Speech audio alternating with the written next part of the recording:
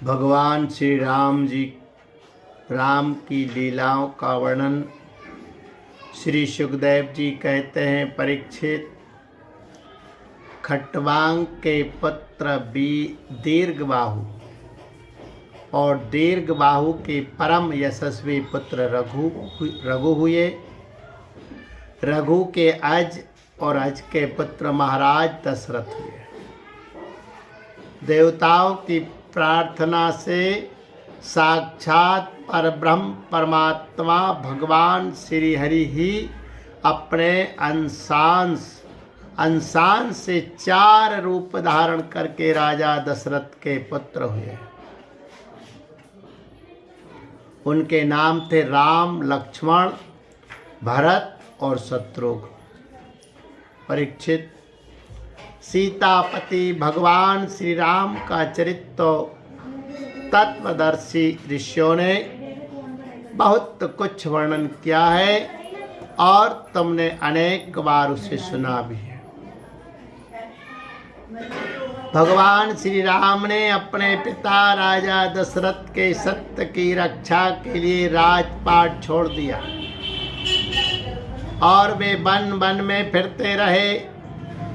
उनके चरण कमल इतने सुकुमार थे कि परम सुकुमारी श्री जानकी जी के कर कमलों का स्पर्श भी उनसे सहन नहीं होता था। यही चरण जब वन में चलते चलते थक जाते, तब हनुमान और लक्ष्मण उन्हें दबा दबा कर उनकी थकावट मिटाते हैं। शूर्पणखा को नाक कान काट कर विरूप कर देने के कारण उन्हें अपनी प्रियतमा श्री जानकी जी का वियोग भी सहना पड़ा है। इस वियोग के कारण क्रोधवश उनकी भौएं तन गई, जिन्हें देखकर समुद्र तक भयभीत हो गए। इसके बाद उन्होंने समुद्र पर पुल बांधा और लंका में जाकर दुष्ट राक्षसों के जंगल को दावाग्नि के समान दग्ध कर दिया। वे कौशल नरेश हमारी रक्षा करे। भगवान श्री राम ने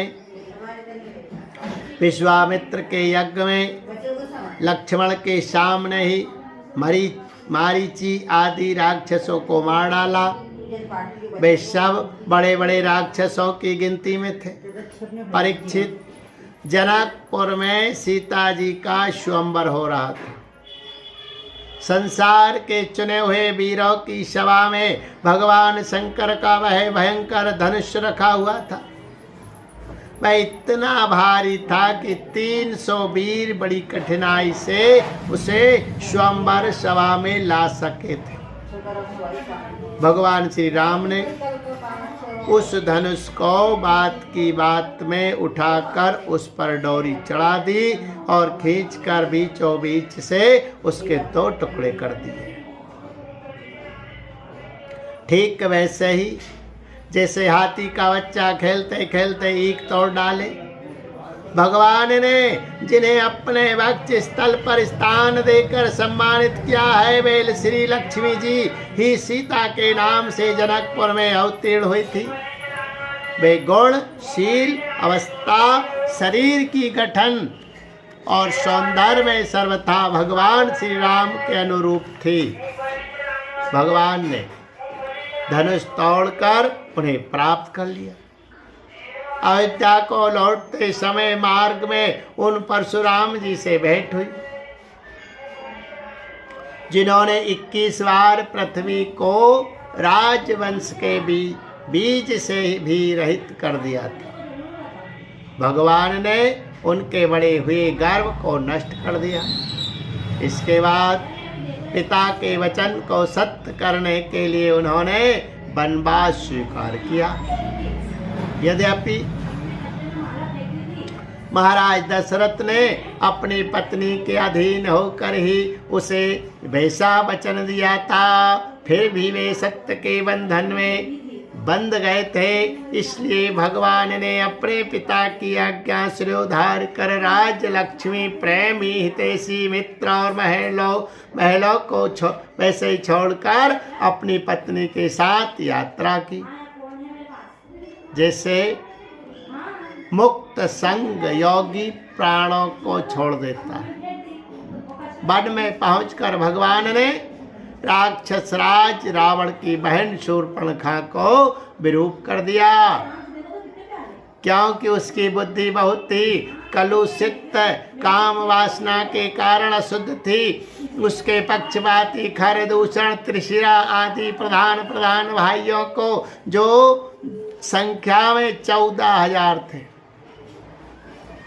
हाथ में महान धनुष लेकर भगवान श्री राम ने नष्ट कर डाला और अनेक प्रकार की कठिनाइयों से परिपूर्ण वन में वे इधर उधर विचरते हुए निवास करते रहे।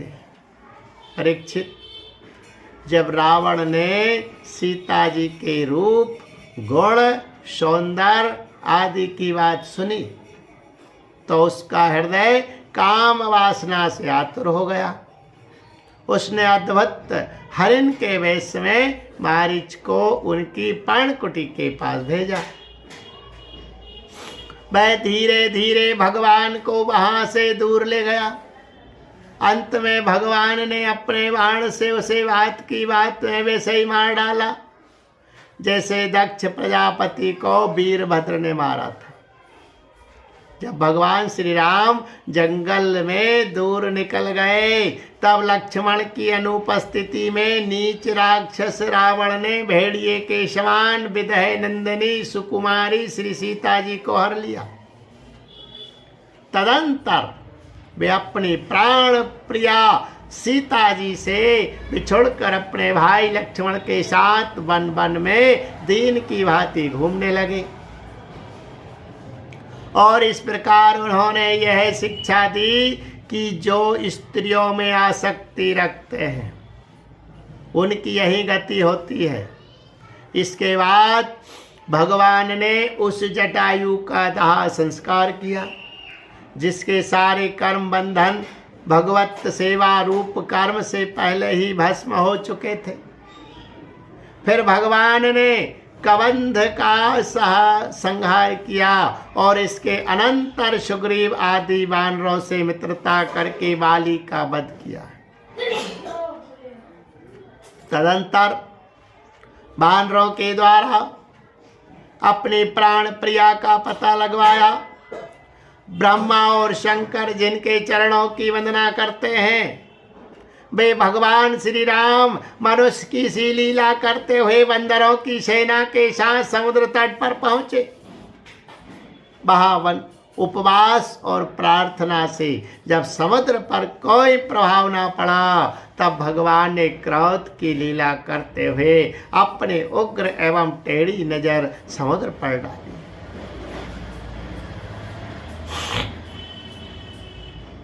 टेढ़ी नजर समुद्र पर डाली। उसी समय समुद्र के बड़े बड़े मगर और मत्स्य खलबला उठे। डर जाने के कारण समुद्र की सारी गर्जना शांत हो गई। तब समुद्र शरीरधारी बनकर और अपने सिर पर बहुत सी भेंटें लेकर भगवान के चरण कमलों की शरण में आया और इस प्रकार कहने लगा, अनंत हम मूर्ख हैं, इसलिए आपके वास्तविक स्वरूप को नहीं जानते। जाने भी कैसे? आप समस्त जगत के एकमात्र स्वामी, आदि कारण एवं जगत के समस्त परिवर्तनों में एक रस रहने वाले हैं। आप समस्त गुणों के स्वामी हैं। इसलिए जब आप सत्व गुण को स्वीकार कर लेते हैं तब देवताओं की रजोगुण को स्वीकार कर लेते हैं, तब प्रजापतियों की और तमोगुण को स्वीकार कर लेते हैं।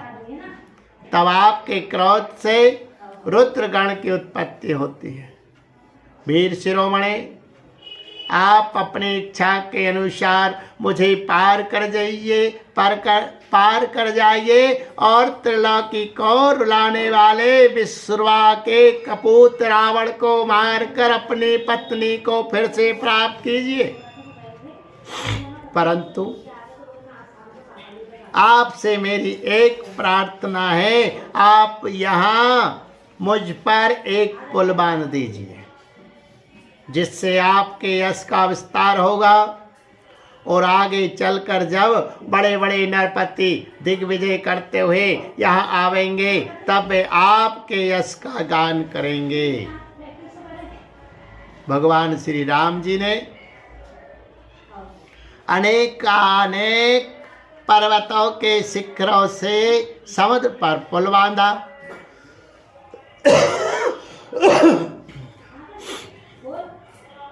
जब बड़े बड़े बंदर अपने हाथों से पर्वत उठा उठा कर लाते थे, तब उनके वृक्ष और बड़ी बड़ी चट्टानें थर थर कांपने लगती थी। इसके बाद विभीषण की सलाह से भगवान ने सुग्रीव, नील, हनुमान आदि प्रमुख वीरों और वानरी सेना के साथ लंका में प्रवेश किया। वह तो श्री हनुमान जी के द्वारा पहले ही जलाई जा चुकी थी। उस समय वानरराज की सेना ने लंका के सैर करने और खेलने के स्थान, अंत के गोदाम, खजाने, दरवाजे, फाटक, सभा भवन, छज्जे और पक्षियों के रहने के स्थान तक को घेर लिया। उन्होंने वहां की वेदी, ध्वजाएं, सोने के कलश और चौराहे तोड़ फोड़ डाले। उस समय लंका ऐसी मालूम पड़ रही थी जैसे झुंड के झुंड हाथियों ने किसी नदी को मथ डाला हो। यह देखकर राक्षस राज रावण ने निकुंभ, कुंभ, धूम्राक्ष, दुर्मुख, सुरांतक, नरांतक, प्रहस्त, अतिकाय, विकम्पन आदि अपने सब अनुचरों, पुत्र वैगनाथ और अंत में भाई कुंभकर्ण को भी युद्ध करने के लिए भेजा है। राक्षसों की वह विशाल सेना तलवार, त्रिशूल, धनुष, प्रास, सृष्टि, शक्ति, बाण, भाले, खड्ग आदि शस्त्र अस्त्र से सुसज्जित, अस्त्र शस्त्र से सुरक्षित और अत्यंत दुर्गम थी। भगवान श्री राम ने सुग्रीव, लक्ष्मण, हनुमान, गंधमादन, नील, अंगद, जाम्बान और पनस आदि वीरों को अपने साथ लेकर राक्षसों की सेना का सामना किया। रघुवंश शिरोमणि भगवान श्री राम के अंगद आदि सब सेनापति राक्षसों की चतुरंगड़ी सेना हाथी, रथ, घुड़सवार और पैदलों के साथ द्वंद्व युद्ध की रीति से भिड़ गए और राक्षसों को वृक्ष, पर्वत, शिखर, गदा और बाणों से मारने लगे। उनका मारा जाना तो स्वाभाविक ही था, क्योंकि वे उसी रावण के अनुचर थे जिसका मंगल श्री सीता जी को स्पर्श करने के कारण पहले ही नष्ट हो चुका था। जब राक्षस राज रावण ने देखा कि मेरी सेना का तो नाश हुआ जा रहा है, तब वह क्रोध में भरकर पुष्पक विमान पर आरूढ़ हो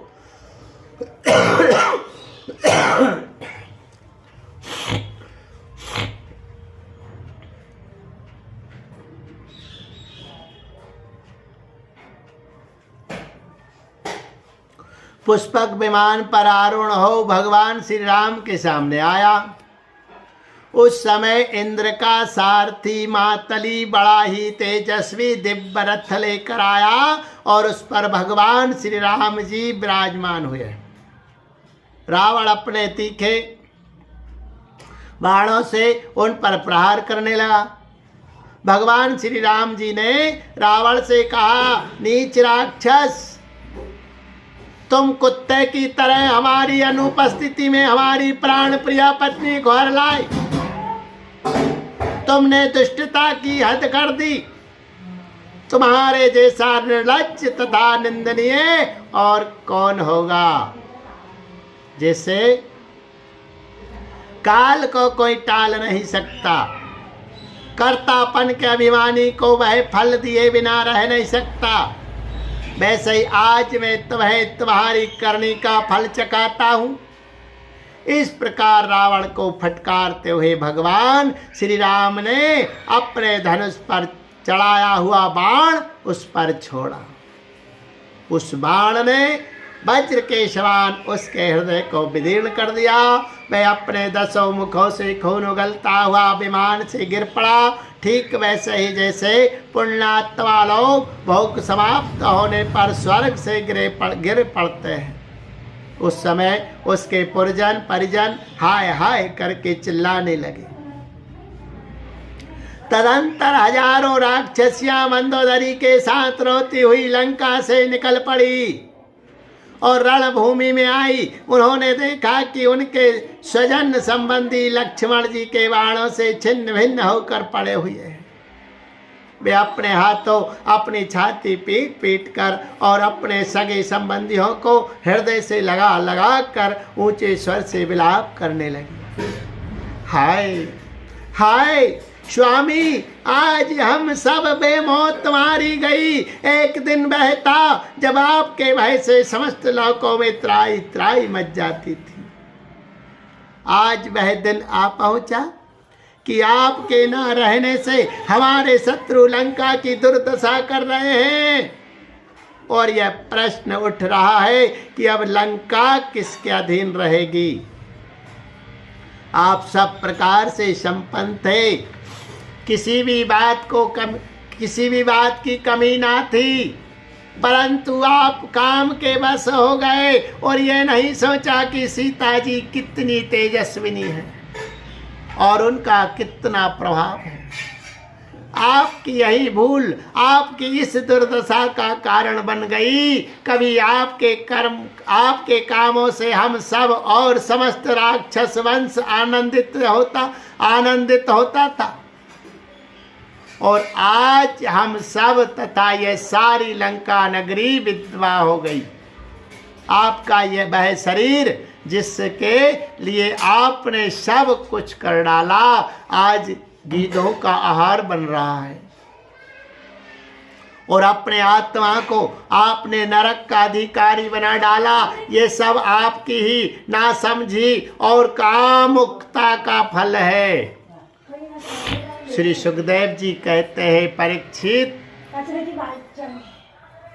कौशलाधीश भगवान श्री रामचंद्र जी की आज्ञा से विभीषण ने अपने स्वजन संबंधियों का पितृयज्ञ की विधि से शास्त्र के अनुसार अंत्येष्टि कर्म किया। इसके बाद भगवान श्री राम ने अशोक वाटिका के आश्रम में अशोक वृक्ष के नीचे बैठी हुई श्री सीता जी को देखा। वे उन्हीं के ग्रह की व्याधि से पीड़ित एवं अत्यंत दुर्बल हो रही थी।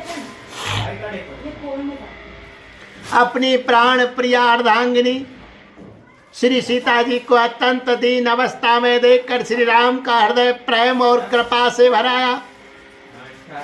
इधर भगवान का दर्शन पाकर सीता जी का हृदय प्रेम और आनंद से परिपूर्ण हो गया।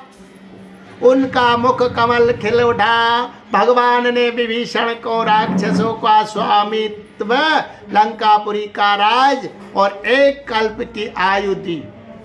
और इसके बाद पहले सीता जी को विमान पर बैठाकर अपने दोनों भाई लक्ष्मण तथा सुग्रीव एवं सेवक हनुमान के साथ स्वयं भी विमान पर सवार हुए। इस प्रकार 14 वर्ष का व्रत पूरा हो जाने पर उन्होंने अपने नगर की यात्रा की। उस समय मार्ग में ब्रह्मा आदि लोक पालगण उन पर बड़े प्रेम से पुष्पों की वर्षा कर रहे थे। बोले राजा रामचंद्र भगवान की जय। इधर तो ब्रह्मा आदि बड़े आनंद से भगवान की लीलाओं का गान कर रहे थे और उधर जब भगवान को ये मालूम हुआ कि भरत जी केवल गौमूत्र में पकाया हुआ जौ का दलिया खाते हैं, बलकल पहनते हैं और पृथ्वी पर डाब बिछाकर सोते हैं एवं उन्होंने जटाएं बढ़ा रखी है, तब वे बहुत दुखी हुए। उनकी दशा का स्मरण कर परम करुणाशील भगवान का हृदय भराया। जब भरत को मालूम हुआ कि मेरे बड़े भाई भगवान श्री राम जी आ रहे हैं, तब प्रवासी मंत्री और पुरोहितों को साथ लेकर एवं भगवान की पादुकाएं सिर पर रखकर उनकी अगवानी के लिए चले। जब भरत जी अपने रहने के स्थान नंदीग्राम में चले, तब लोग उनके साथ साथ मंगल गान करते बाजे बजाते चलने लगे। भेदवाणी ब्राह्मण बार बार वेद मंत्रों का उच्चारण करने लगे और उसकी ध्वनि चारों ओर गूंजने लगी। सुनहरी कामदार पताकाएं फहराने लगी। सोने से मढ़े हुए तथा रंग बिरंगी ध्वजाओं से सजे हुए रथ, सुनहले साज से सजाए हुए सुंदर घोड़े तथा सोने के कवच पहने हुए सैनिक उनके साथ साथ चलने लगे। सेठ साहूकार श्रेष्ठ बारांगनाएं पैदल चलने वाले सेवक और महाराजाओं के योग्य छोटी बड़ी सभी वस्तुएं उनके साथ चल रही थी। भगवान को देखते ही प्रेम के उद्वेग से भरत जी का हृदय गद गद हो गया। नेत्रों में आंसू छलक आए। वे भगवान के चरणों पर गिर पड़े। उन्होंने प्रभु के सामने उनकी पादुकाएं रख दी और हाथ जोड़कर खड़े हो गए। नेत्रों से आंसू की धारा बहती जा रही थी। भगवान ने अपने दोनों हाथों से पकड़कर बहुत देर तक भरत जी को हृदय से लगाए रखा। भगवान के नेत्र जल से भरत जी का स्नान हो गया। इसके बाद सीता जी और लक्ष्मण जी के साथ भगवान श्री राम जी ने ब्राह्मण और पूजनीय गुरुजनों को नमस्कार किया तथा सारी प्रजा ने बड़े प्रेम से सिर झुकाकर भगवान के चरणों में प्रणाम किया है। उस समय उत्तर कौशल देश की रहने वाली समस्त प्रजा अपने स्वामी भगवान को बहुत दिनों के बाद आए देख अपने दुपट्टे हिला हिलाकर पुष्पों की वर्षा करती हुई आनंद से नाचने लगी। भरत जी ने भगवान की पादुकाएं ली। विभीषण ने श्रेष्ठ चंबर, सुग्रीव ने पंखा और श्री हनुमान जी ने श्वेत छत्र ग्रहण किया। परीक्षित, शत्रुघ्न जी ने धनुष और तरकस, सीता जी ने तीर्थों के जल से भरा कमंडलू, अंगद ने सोने का खड़ग और जाम्बान ने ढाल ले ली। इन लोगों के साथ भगवान पुष्पक विमान पर विराजमान हो गए। चारों तरफ यथा स्थान स्त्रियां बैठ गई, बंदी जन स्तुति करने लगे। उस समय पुष्पक विमान पर भगवान श्री राम की ऐसी शोभा हुई मानो ग्रहों के साथ चंद्रमा उदय हो रहे हो। इस प्रकार भगवान ने भाइयों का अभिनंदन स्वीकार करके उनके साथ अयोध्यापुरी में प्रवेश किया है। उस समय वह पुरी आनंदोत्सव से परिपूर्ण हो रही थी। राजमहल में प्रवेश करके उन्होंने अपनी माता कौशल्या, अन्य माताओं, गुरुजनों, बराबर के मित्रों और छोटों का यथायोग सम्मान किया तथा उनके द्वारा किया हुआ सम्मान स्वीकार किया है। श्री सीता जी और लक्ष्मण जी ने भी भगवान के साथ साथ सबके प्रति यथा योग्य व्यवहार किया। उस समय जैसे मृतक शरीर में प्राणों का संचार हो जाए, वैसे ही माताएं अपने पुत्रों के आगमन से हर्षित हो उठी। उन्होंने उनको अपनी गोद में बैठा लिया और अपने आंसुओं से उनका अभिषेक किया है। उस समय उनका सारा शोक मिट गया। इसके बाद वशिष्ठ जी ने दूसरे गुरुजनों के साथ विधि पूर्वक भगवान की जटा उतरवाई और बृहस्पति ने जैसे इंद्र का अभिषेक किया था वैसे ही चारों समुद्र के जल आदि से उनका अभिषेक किया है। इस प्रकार सिर से स्नान करके भगवान श्री राम ने सुंदर वस्त्र, पुष्पमालाएं और अलंकार धारण किए। सभी भाइयों और श्री जानकी जी ने भी सुंदर सुंदर वस्त्र और अलंकार धारण किए हैं। उनके साथ भगवान श्री राम जी अत्यंत शोभायमान हुए। भरत जी ने उनके चरणों में गिरकर उन्हें प्रश्न किया और उनके आग्रह करने पर भगवान श्री राम ने राज सिंहासन स्वीकार किया। इसके बाद वे अपने अपने धर्म में तत्पर तथा वर्णाश्रम के आचार को निभाने वाली प्रजा का पिता के समान पालन करने लगे। उनकी प्रजा भी उन्हें अपना पिता ही मानती थी। परीक्षित, जब समस्त प्राणियों को सुख देने वाले परम धर्मज्ञ भगवान श्री राम राजा हुए तब था तो त्रेता युग, परंतु मालूम होता था मानो सतयुग ही है। परीक्षित, उस समय वन, नदी, पर्वत, वर्ष, द्वीप और समुद्र सब के सब प्रजा के लिए कामधेनु के समान समस्त कामनाओं को पूर्ण करने वाले बन रहे थे। इंद्रियातीत भगवान श्री राम के राज्य करते समय किसी को मानसिक चिंता या शारीरिक रोग नहीं होते थे। बुढ़ापा, दुर्बलता, दुख, शोक, भय और थकावट नाम मात्र के लिए भी नहीं थे। यहाँ तक कि जो मरना नहीं चाहते थे उनकी मृत्यु भी नहीं होती थी। भगवान श्री राम ने एक पत्नी का व्रत धारण कर रखा था। उनके चरित्र अत्यंत पवित्र एवं राजर्षियों के से थे। वे गृहस्थोचित स्वधर्म की शिक्षा देने के लिए स्वयं उस धर्म का आचरण करते थे। सती शिरोमणि सीता जी अपने पति के हृदय का भाव जानती रहती। वे प्रेम से, सेवा से, शील से, अत्यंत विनय से तथा अपनी बुद्धि और लज्जा आदि गुणों से अपने पति भगवान श्री राम जी का चित्त चुराती रहती थी। बोलिए गोविंद गोपाल कृष्ण भगवान की जय।